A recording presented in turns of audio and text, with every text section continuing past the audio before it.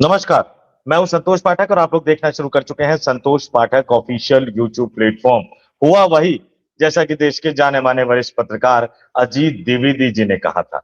भाजपा की चिंता बांकीपुर नहीं रह गया है। बांकीपुर के नतीजे में जो पीछे की कहानी है वो बीजेपी की परेशानी बढ़ाने वाली है। दिल्ली दरबार भी हिल गया है। मोदी शाह की चिंता बढ़ गई है और राष्ट्रीय स्वयंसेवक संघ भी अब सकते में आ गया है, क्योंकि बिहार से या तो फीडबैक गलत पहुंचा दिल्ली, या दिल्ली वालों ने उस फीडबैक को घुमा दिया। कहीं ना कुछ तो गड़बड़ है। और फिर से हमने जोड़ा जो लगातार अपनी कथनी से सच साबित होते जा रहे हैं, अजीत द्विवेदी जी। अजीत जी, आपका बहुत बहुत स्वागत है हमारे यूट्यूब मंच पर। धन्यवाद धन्यवाद संतोष जी। अजीत जी, आपने एक बात कही थी, हम लगातार जब चर्चा कर रहे थे, कि प्रशांत किशोर अपने जीतने का फॉर्मूला बना चुके हैं कि भैया ये जो आरजेडी का वोट होगा या कांग्रेस का वोट होगा, इससे तो हम नहीं जीतेंगे। जीतेंगे तब जब भारतीय जनता पार्टी में के वोट बैंक में सेंध लगाएंगे, जो कि एक असंभव सा काम था। अब जो चुनावी नतीजे जो आ रहे हैं उसको लेकर पहली प्रतिक्रिया क्या है कि प्रशांत किशोर को किसने वोट दिया जिसकी वजह से वो जीत गए? जी। देखिए प्रशांत, तभी कोई भी पार्टी तभी जीत सकती थी, बीजेपी को वहां तभी हरा सकती थी जब बीजेपी का वोट टूटता। और बीजेपी का वोट थोड़ा मोड़ा टूटने से नहीं होता, बड़ी टूट होती बीजेपी के वोट में। इसलिए कह रहे हैं क्योंकि हम लोग पहले जब बात कर रहे थे तो ये 3,80,000 की कॉन्स्टिट्यूएंसी को लेकर के हम लोगों ने चर्चा की थी। 3 लाख जो वोट है वो बीजेपी मतलब एनडीए के सामाजिक समीकरण का है। इसलिए अगर छोटी मोटी टूट होती, कुछ वोट टूट जाते हैं 2, 4, 5, 10%, इससे काम नहीं चलता। पूरी तरह से बिखर जाए बीजेपी का वोट, तभी बीजेपी को हराया जा सकता था इस कॉन्स्टिट्यूएंसी में। इसलिए बीजेपी को ये अहंकार था, ये घमंड था कि हम किसी को भी यहां से लड़ाएंगे तो चुनाव जीत जाएंगे। और दूसरी बात ये कही जाती थी हमेशा, जब जब 324 विधानसभा सीटें थी बिहार में और ये परिसीमन नहीं हुआ था, उसके पहले जब ये पश्चिमी पटना सीट थी, तो कहा जाता था कि बिहार में अगर कोई एक सीट बीजेपी जीतेगी तो वो ये पश्चिमी पटना की सीट होगी, जो अब बांकीपुर है। मतलब अगर अब कहें कि 243 में से बीजेपी अगर एक सीट जीतेगी तो वो बांकीपुर सीट होगी, और वहीं एक सीट बीजेपी हार गई है। संतोष जी, असली सवाल ये है कि जिस तोते में बीजेपी की जान है वो तोता मर गया। अभी बीजेपी में इसको ऐसे समझिए, सरकार रहेगी, अभी सरकार कहीं नहीं जा रही है, सरकार 4.25 साल रहेगी। उसके 88 अब घट के 88 विधायक हो गए, 89 पहले जीते थे, अब इनका इस्तीफा हुआ तो 88 हो गए।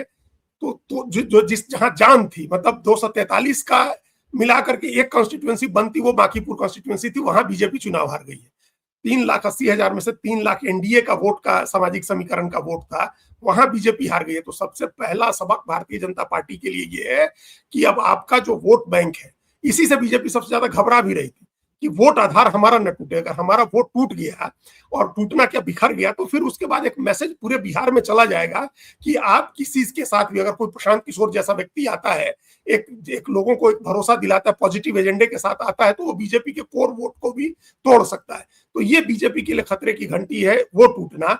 और उसके बाद 2-3 चीजें और जो जिसको हम खतरे की घंटी की तरह देख रहे हैं, ये समझिए कि जो जंतर मंतर से जो नाराजगी लेकर के नौजवान लौटे हैं, वो नाराजगी कायम है। उस नाराजगी की, उस आक्रोश की अभिव्यक्ति है बाकी जगह के लिए हम लोग नहीं कर सकते हैं ये। हम दतिया के लिए और मांजलपुर के लिए ये बात नहीं कर सकते हैं।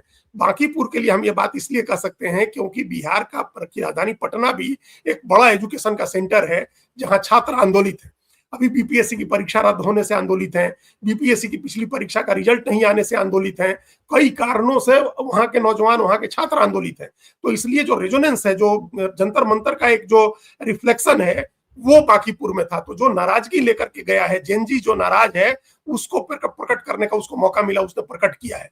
बीजेपी का वोट आधार सिर्फ जाति में मत देखिए। बीजेपी जो एनडीए है, उसका वोट आधार नौजवानों में, महिलाओं में, बुजुर्गों में, वो कास्ट से इतर भी था, तो वो भी टूट गया। नौजवान भी, महिलाएं भी, बुजुर्ग भी, सबने बीजेपी को डिजर्ट किया है, छोड़ा है। और ये हम इसलिए कह रहे हैं क्योंकि ये नतीजा ऐसा है बांकीपुर का, संतोष जी, जिसमें जहां नितिन नवीन का घर है वहां भी बीजेपी हारी है, जहां उम्मीदवार नीरज सिन्हा का घर है वहां भी बीजेपी हारी है, जहां वहां राज्य सरकार के मंत्री रामकृपाल यादव का घर है वहां भी बीजेपी हारी है, जहां एमपी रविशंकर प्रसाद का घर है वहां भी बीजेपी हारी है। तो ये एक होलिस्टिक विन है प्रशांत किशोर की, होलिस्टिक।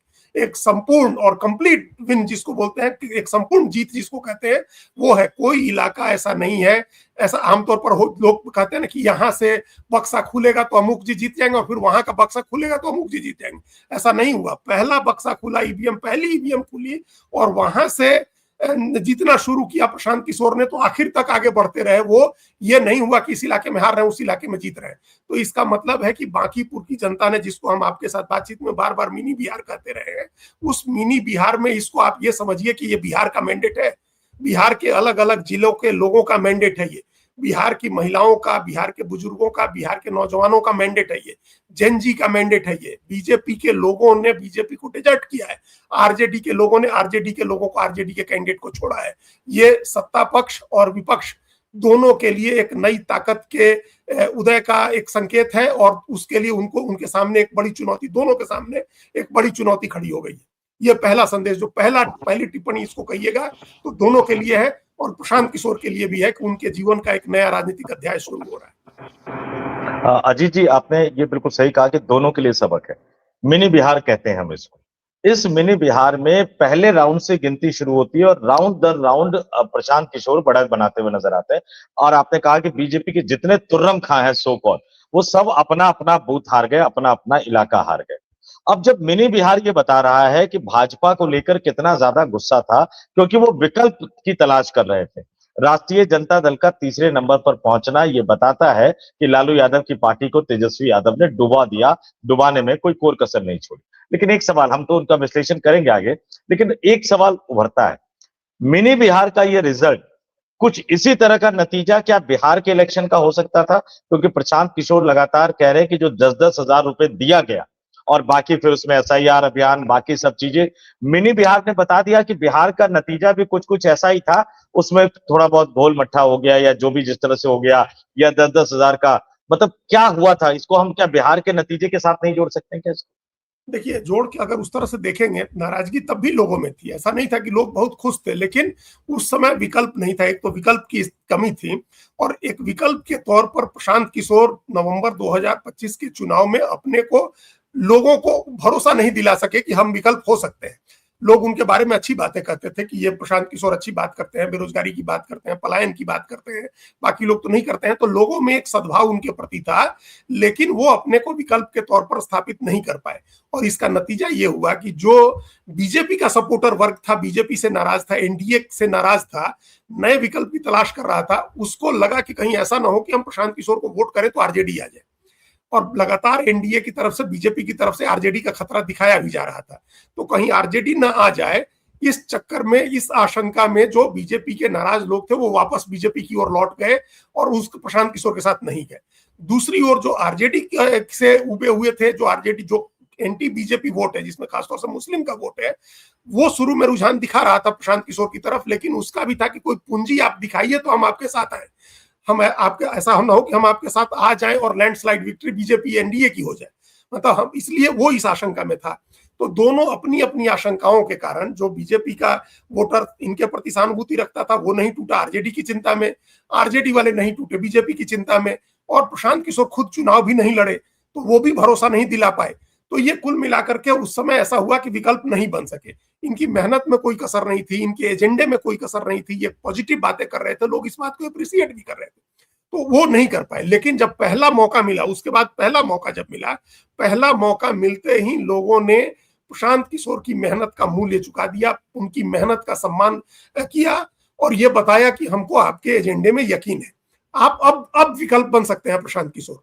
अभी जो ये मैंडेट है बांकीपुर का, ये दिखाता है कि लोगों में बिहार की सरकार के प्रति नाराजगी है, लोगों में केंद्र की सरकार के प्रति नाराजगी है, लोगों में पार्टी के प्रति, पार्टी बीजेपी के प्रति नाराजगी है, एनडीए को लेकर के भी लोगों में नाराजगी है, नीतीश कुमार के हटने के बाद का जो एनडीए है उसको लेकर के भी कहीं ना कहीं लोगों में नाराजगी है और लोगों ने ये भावना प्रकट कर दी। अब ये भावना आगे कब तक कायम रहेगी ये हम लोग नहीं कहेंगे, लेकिन इतना अभी जरूर कह सकते हैं कि भारतीय जनता पार्टी के लिए एक वार्निंग है, एक खतरे की घंटी है चीजों को ठीक करने के लिए। और चीजें क्या क्या ठीक करनी है संतोष जी? सबसे पहले तो ये चीज ठीक करनी है कि आप अपने वोट आधार को फॉर गारंटेड नहीं मान सकते।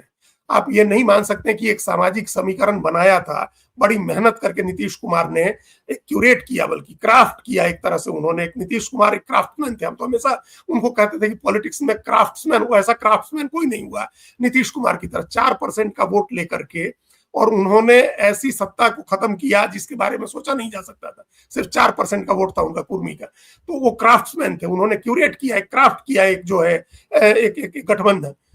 ये नहीं मान सकते हैं कि वो हमेशा के लिए है, और नीतीश कुमार नहीं रहेंगे तब भी वो बना रहेगा, या आप कुछ भी करेंगे तब भी वो कायम रहेगा, ऐसा नहीं होता है। नीतीश कुमार भी हमेशा उस गठबंधन को नया नया रूप रंग देते रहते थे, उसमें नई चीजें हटाते घटाते रहते थे, वो करते रहते थे। तो वैसा करने की जरूरत थी। तो एक सबसे बड़ा संदेश तो यही है कि आपको फॉर गारंटेड नहीं मानना अपने सामाजिक समीकरण को, न अपने सवर्ण वोटर को, न अपने अति पिछड़ा वोटर को, न पिछड़ा में कि अपने सबसे बड़े वोट आधार मतलब वैश्य को, कोयरी कुर्मी को भी, किसी को फॉर गारंटेड नहीं मानना है।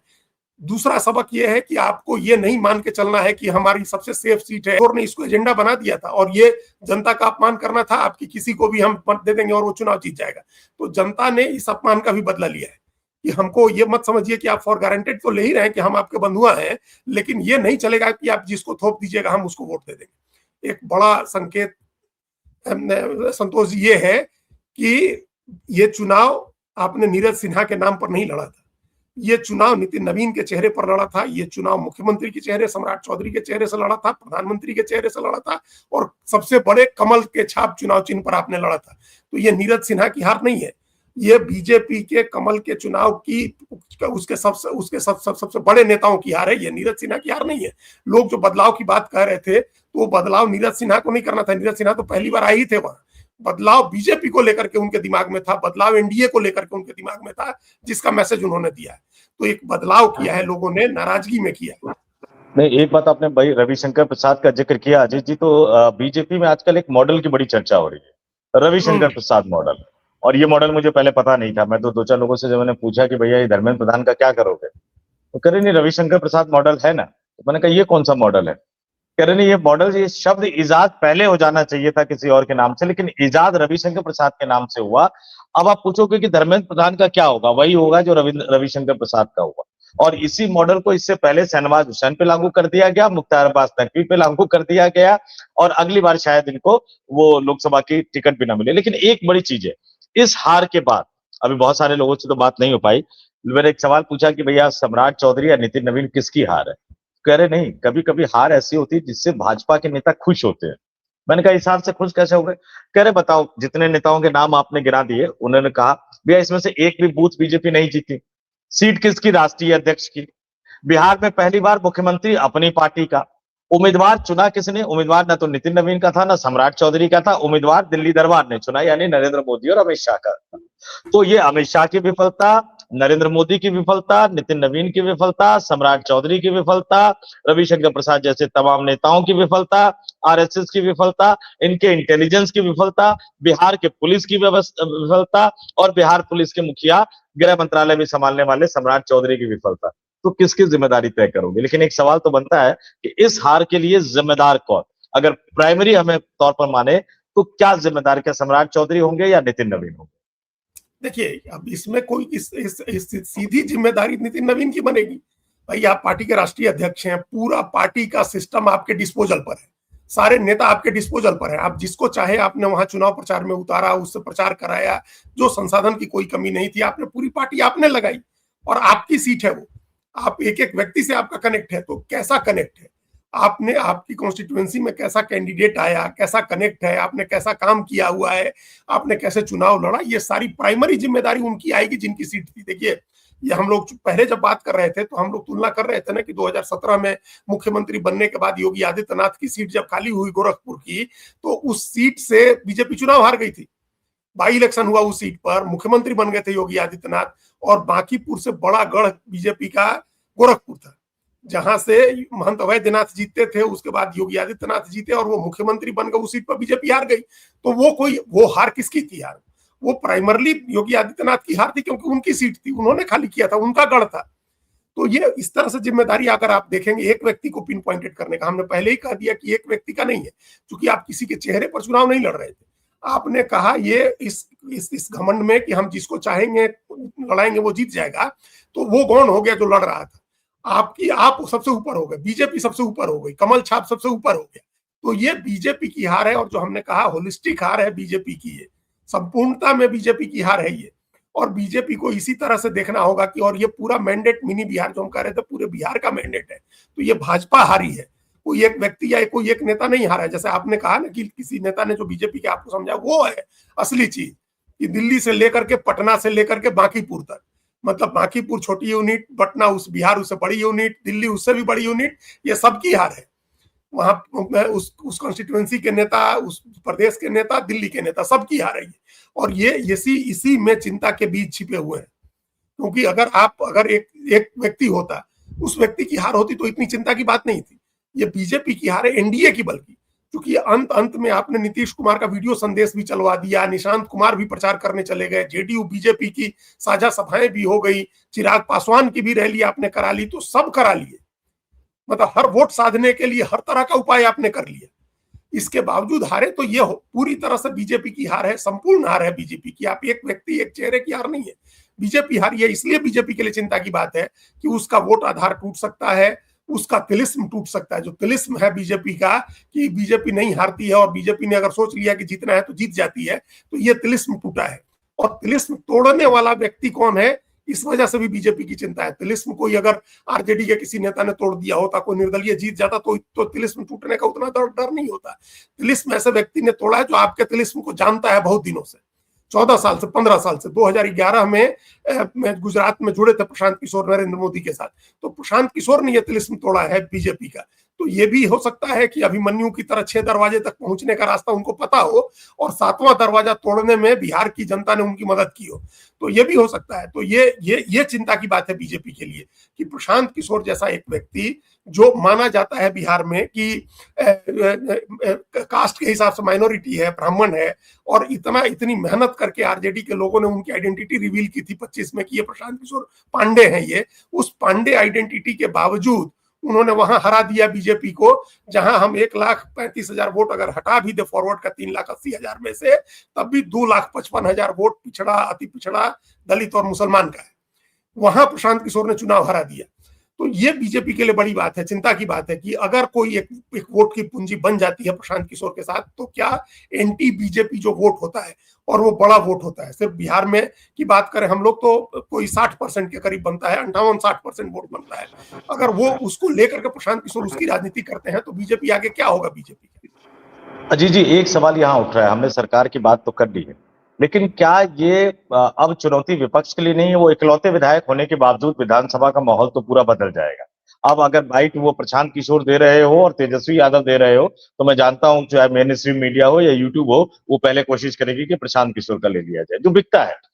क्या तेजस्वी यादव ने अपने पिता लालू यादव की मेहनत से बनाई गई पार्टी राष्ट्रीय जनता दल को डुबो दिया? और सिर्फ इसलिए नहीं, लालू यादव चलिए वो ग्रस्त थे कि पप्पू यादव को आगे नहीं बढ़ने दिया या बाकी लोगों को आगे नहीं बढ़ने दिया, आप तो एक नए तरह की पॉलिटिक्स करने आए थे ना।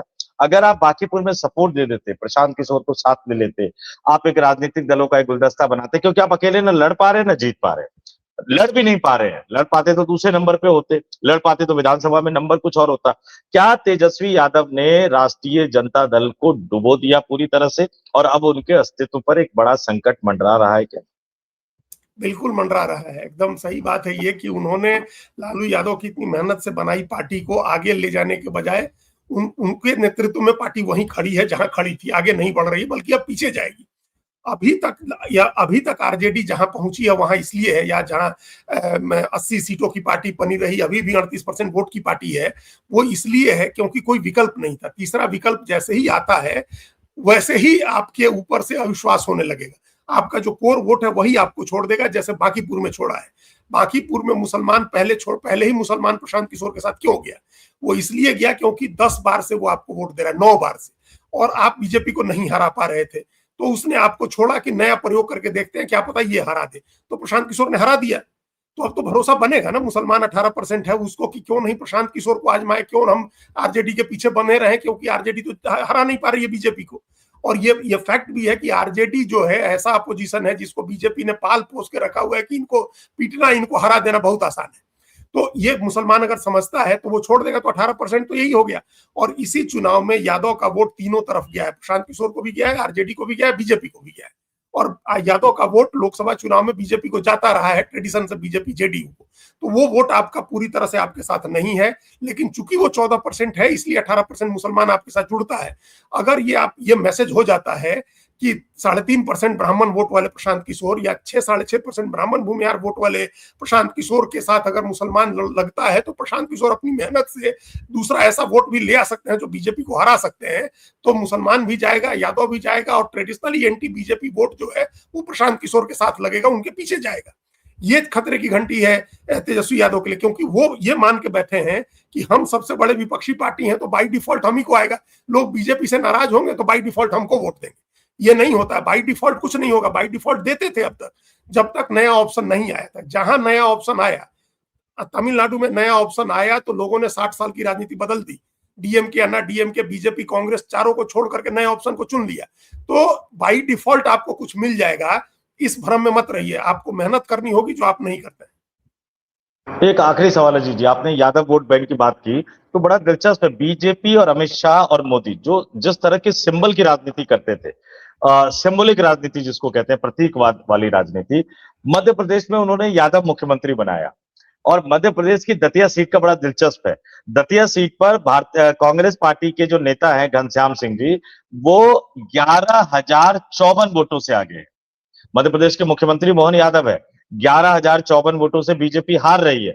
और आजाद समाज पार्टी, चंद्रशेखर की जो पार्टी के उम्मीदवार थे दामोदर यादव, उनको वोट मिला है 20,388। तो दतिया के यादवों ने या मध्य प्रदेश के यादवों ने मोदी शाह के मोहन यादव पे भरोसा नहीं किया, अपने यादव कैंडिडेट पे भरोसा किया। तो संक्षेप में कि क्या पूरा बीजेपी का जो पॉलिटिक्स की जो जीत का जो उनका मंत्र रहा है, उन सब पे अब एक एक करके सवाल उठने लगे, एक तरह से, क्या हम इसको माने? देखिए पिछली बार नरोत्तम मिश्रा 7,000 वोट से हारे थे, और इस बार अगर उनका उम्मीदवार उससे ज्यादा वोट से हार रहा है, उससे 1.5 गुना वोट से 2 गुना वोट से हारता है, तो ये बहुत बड़ी हार है। सरकार में रह के आपने पिछड़ी जाति के मोहन यादव को बनाया, इसके बावजूद आप ज्यादा अंतर से हारेंगे, तो इसका मतलब बांकीपुर वाला मैसेज ही वहां भी है। जो नाराजगी है वो नाराजगी वहां भी रिफ्लेक्ट कर रही है। गुजरात छोड़ दे तो ये नाराजगी नौजवानों की, बाकी जो उनके जेन जी और उनके अभिभावकों की नाराजगी है, वो भी जाहिर हुई। सामाजिक समीकरण की हार है ये, वहां मध्य प्रदेश में ये भी जाहिर हुआ है। और सबसे बड़ी बात जो हम अभी कह रहे थे ना, तीसरी ताकत की, नजर रखने की जरूरत है चंद्रशेखर की राजनीति पर। ये हो सकता है कि वहां के दलितों का भी की गोलबंदी हो, यादव साथ में आए हो दामोदर यादव के साथ, और दलित जो है बीजेपी कांग्रेस दोनों को छोड़ करके गए हों आजाद समाज पार्टी के साथ। एक नई ताकत के तौर पर चंद्रशेखर इमर्ज कर रहे हैं। वो जंतर मंतर पर पहुंचे थे, छात्रों का समर्थन किया था उन्होंने। उत्तर प्रदेश में वो जो राजनीति करेंगे, उस राजनीति को देखने की जरूरत है। और हम अभी आपको ये बता रहे हैं कि ये राजनीति देश के अलग अलग राज्यों में देखने को मिलेगी, क्योंकि एक मैसेज जा रहा है, बांकीपुर का मैसेज जा रहा है कि लोग अगर बीजेपी से बहुत नाराज हैं, तो जो ट्रेडिशनल अपोजिशन है उससे भी बहुत खुश नहीं है।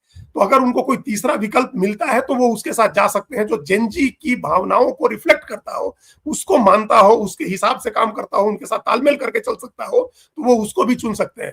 तो चंद्रशेखर कैसी राजनीति करेंगे? वो यूपी में, प्रशांत किशोर बिहार में, विजय तमिलनाडु में, धनुष के भी आने की चर्चा है, अभिजीत दीप के महाराष्ट्र में, बॉबी पवार उत्तराखंड में, अमृतपाल सिंह और सरबजीत खालसा पंजाब में। ये नई ताकतें जो इमर्ज कर रही हैं स्टेट्स में, ये कैसी पॉलिटिक्स करेंगी, ये देखने की बात होगी। बिल्कुल आपने सही कहा। तो अब ये चिंता के मोदी शाह के लिए भी चिंता का सबब है और विपक्ष के लिए भी चिंता का सबब है। और बाकी आज तो मेन स्ट्रीम मीडिया का भी यही होगा कि भैया बीजेपी का नुकसान नहीं हुआ, ये विपक्ष के लिए चिंता का सबब है। खैर, हमने तमाम पक्षों को रखा और अजीत जी आपने हमारे दर्शकों के सामने तमाम पहलुओं को रखा, उसके लिए आपका बहुत बहुत धन्यवाद और आभार। धन्यवाद। चलिए।